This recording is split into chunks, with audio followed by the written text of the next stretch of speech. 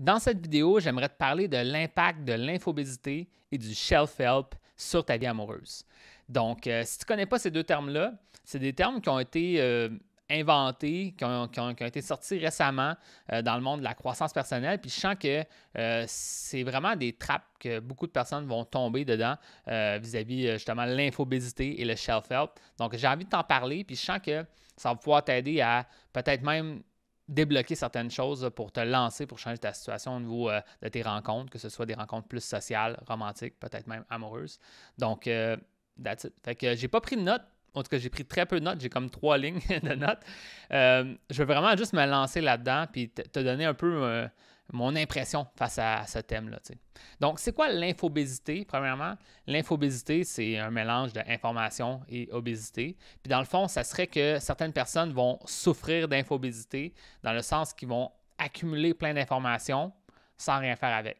Fait que ça, c'est vraiment plate, puis au final, c'est pas ça le but de recevoir de l'information. Dans le sens que il existe des coachs pour plein de sujets, que ce soit la perte de poids, le sport, que ce soit l'aspect de santé mentale, que ce soit le monde des rencontres, que ce soit sur plein de situations, et peut-être même juste de croissance personnelle en général. Puis, tu peux suivre ces coachs-là pour avoir plein d'informations, mais si tu fais rien que l'information, bien, peut-être que tu vas souffrir d'infobésité. Donc, c'est un peu ça qu'on parle dans ce thème-là. Et l'autre expression, il n'y a pas de traduction française, c'est shelf-help. Donc, tu sais, le monde de la croissance personnelle, en anglais, ça s'appelle le self-help. Et dans le fond, le shelf-help, c'est shelf, ça veut dire étagère. Donc, dans le fond, c'est un livre que tu achètes pour mettre dans l'étagère. Puis ça, encore une fois, c'est quelque chose que les gens vont faire.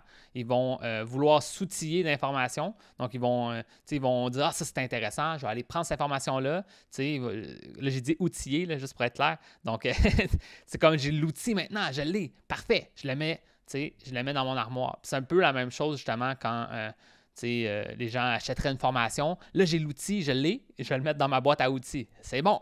Mais comme tu n'utilises pas l'outil. Puis, en fait, là, je veux juste te parler de tout ça parce que c'est deux thèmes qui se ressemblent. Le shelf-help, moi, la façon dont je le vois, c'est de dire qu'il y a des gens qui vont avoir la satisfaction d'avoir eu l'information et c'est assez, même s'ils ne règlent pas le problème. Donc ça, je trouve ça malheureux parce qu'au final, tu ne règles pas le problème. Donc, c'est comme si tu as envie d'apprendre à jouer à la guitare, tu achètes un DVD pour apprendre à jouer à la guitare, tu le mets dans l'armoire, puis tu es comme parfait. Quand je vais vouloir m'y mettre, là, je vais avoir le DVD, je vais pouvoir apprendre. Mais c'est comme plein, la personne elle se sent fière d'avoir fait ça. Mais au final, tu n'apprends pas à jouer à la guitare à ce moment-là. Donc ça, c'est vraiment le problème principal du shelf-help, c'est de comprendre que comme ta satisfaction vient du fait que tu t'es engagé dans quelque chose, mais ça n'a pas réglé ton problème.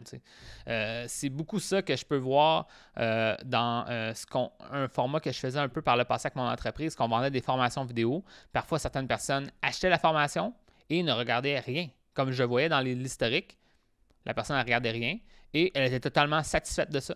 Elle n'était même pas insatisfaite. Elle a peut-être regardé la première vidéo, c'est assez. Ouais, j'avoue que c'est vraiment bon qu'est-ce qu'il va dire. Je vais regarder ça plus tard, puis il ne regarde pas ça plus tard. Donc, la satisfaction en soi d'avoir eu comme justement cet outil-là, de l'avoir mis dans la boîte à outils ou d'avoir acheté ce livre-là, de l'avoir mis dans l'étagère, that's it, je suis content. Mais tu devrais aller au-delà de ça. C'est la même chose aussi que je vois certaines personnes qui vont aller à des conférences. Je vais aller à la conférence, là, ça me rend motivé, ça me rend positif, je vis une belle émotion, puis après, je retourne chez moi, puis j'applique rien. Fait que c'est comme... Encore une fois, ça, c'est du shelf-help. C'est un peu inutile. C'est juste comme... C'est ça. C'est que tu reçois la satisfaction de savoir qu'un jour, tu vas régler ton problème au lieu de régler ton problème. Puis ça devrait pas être ça. Ça devrait être régler le problème qui te rend le plus heureux. Fait que ça, c'est ça. L'autre aspect de l'infobésité, dans le fond, c'est plus un thème large pour dire que parfois, les gens vont remettre à plus tard les actions, puis ils vont vouloir justifier ça en disant que je suis encore en train de rechercher de l'information de toute façon. Puis je crois que un moment donné, il y a une limite à ça. C'est indéniable que tu ne peux pas juste t'informer, puis après, du premier coup, réussir, exemple, à aborder une femme que tu croises en soirée pour vraiment bien flirter avec elle, te rendre à prendre son numéro, avoir une belle connexion, puis là, te rendre au rendez-vous, puis ensuite d'avoir d'autres rendez-vous avec elle, puis après, de te rendre dans une belle relation saine et épanouie d'un coup, juste parce que tu as l'information. C'est comme peu probable, malheureusement. Moi, j'aimerais ça t'aider à minimiser le risque le plus possible dans l'aide que je t'apporte, mais tu comprends qu'il y a une limite à ça. Il faut que tu vives tes propres expériences, puis que tu apprennes tes expériences. Puis aussi, chaque personne est différente. Donc, il y a certaines personnes que l'information que je vais te partager, exemple, que tu suivrais mon programme de coaching, certaines informations que je vais te partager, tu vas faire « Ah ouais, j'avoue, OK, c'est bon, ça confirme qu'est-ce que je sais déjà, puis qu'est-ce que je fais déjà. » Puis d'autres affaires que tu vas faire « Ah, wow, j'ai pas vu ça de même. OK, prochaine fois, je vais le faire comme ça. » Donc, tu sais, chaque personne est différente, donc c'est normal aussi là, que tu n'as pas là, tu sais, dans le fond, c'est en le vivant l'expérience que tu vas pouvoir confirmer qu'est-ce qui fonctionne, qu'est-ce qui ne fonctionne pas. Tu ne peux pas juste suivre un conseil. C'est ça que je voulais dire. Donc, si on fait un retour rapide, là, d'un côté, tu as l'infobésité qui retarde la prise d'action. Dans le fond, la personne, elle se dit « Je suis pas prêt à prendre une action, donc je vais continuer à m'informer. » Ça, c'est une erreur, c'est une énorme erreur, puis que moi-même, j'ai vécu. Fait qu'il ne faut pas que tu fasses ça. Il faut que, malgré tout, tu trouves c'est quoi l'action, de base que tu peux faire. Ça ne veut pas dire de faire l'action la plus difficile, mais qu'est-ce qu'on peut faire étape par étape pour te rendre à t'avancer vers ton objectif. Puis ça, souvent, c'est ce que je fais avec mes élèves dans mon programme. Dans le fond, si tu te lances dans mon programme, je te montre étape par étape comment t'y prendre pour vraiment accumuler les petites victoires. Parce que c'est ça qui est important.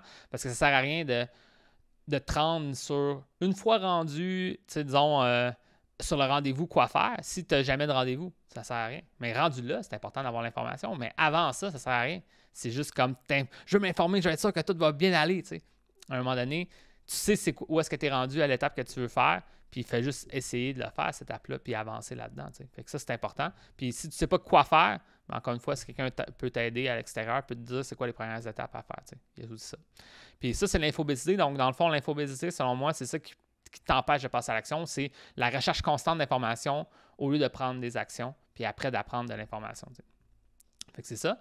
Ensuite, la deuxième chose, c'est le shelf-help. Le shelf-help, dans le fond, c'est une version comme un peu détournée de l'infobésité. C'est qu'au final, c'est que tu réussis à justifier le fait de ne pas prendre d'action parce que de toute façon, je m'informe. Donc, ça, c'est déjà bon. C'est une action. Je ne sais pas si tu comprends.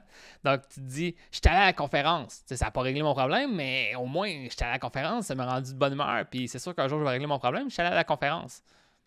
C'est pas la conférence qui règle ton problème. Fait que c'est la même chose aussi quand vient le temps de dire, j'ai acheté le livre. Là, j'ai le livre maintenant. Au moins, c'est bon. Là, j'ai le livre. Je vais pouvoir changer ma situation. Encore une fois, c'est lire le livre, appliquer le livre. C'est pas juste acheter le livre qui règle ton problème. Donc, vraiment, ces deux trucs-là, fais attention à ça. Ne tombe pas dans ces pièges-là de l'infobésité ou du shelf-help. Puis, dans le fond, prends les informations qui sont importantes pour toi. Essaie de saisir c'est quoi les premières étapes que je dois faire, c'est quoi les actions que je peux prendre en ce moment, commence à les faire. Puis c'est là aussi que, selon moi, les prochains conseils, les prochaines informations vont être plus applicables à toi. Parce que, justement, disons que tu te prépares tellement d'avance que tu sais exactement quoi faire sur un premier rendez-vous, mais tu n'as pas de rendez-vous, tu ne pourras pas comprendre qu'est-ce qu'ils veulent dire ces conseils-là. Mais si tu as eu certains rendez-vous, puis que là, après, tu vas avoir des conseils vis-à-vis comment avoir un meilleur premier rendez-vous, par exemple, bien là, ça va t'aider parce que tu vas savoir, là, OK, ouais, j'avoue, j'avais fait ça. OK, il ne faut pas que je fasse cette erreur-là, c'est bon, OK, je m'en rappelle. OK, maintenant, il faudrait que je fasse ça aussi, ça pourrait m'aider. Parfait. Ça va mettre en contexte les conseils. Puis je pense que ça ne sert à rien d'avoir des conseils sur des choses que tu n'es même pas proche de vivre ou que tu n'as pas vécu. Fait que là, c'est important d'aller une étape à la fois. Puis après, tous les conseils vont vraiment s'appliquer.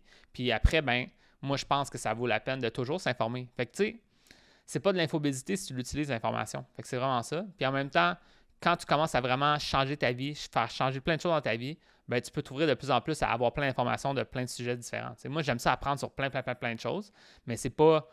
en même temps, je passe à l'action sur les choses qui sont importantes pour moi dans ma vie en même temps. Fait que c'est pas mal en soi de vouloir s'informer puis de trouver ça le fun, de s'informer, d'aller à une conférence, ça te tente. Mais en même temps, si c'est comme ta justification pour rien faire, pour changer ta situation, c'est pas bon. Fait qu'il faut que tu sois capable de passer à l'action, tu fasses des étapes une à la fois.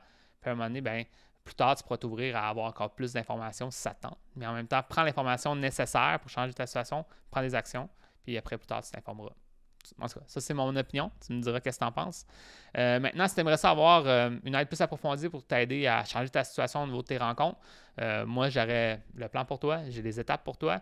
J'ai un programme de coaching en accompagnement qui pourrait peut-être t'aider avec ça. Donc, si ça t'intéresse d'en savoir plus, viens me voir en privé. Je vais pouvoir te donner tous les détails. Puis, c'est ça. Fait que sur ça, je te dis bonne chance et on se voit dans une prochaine vidéo.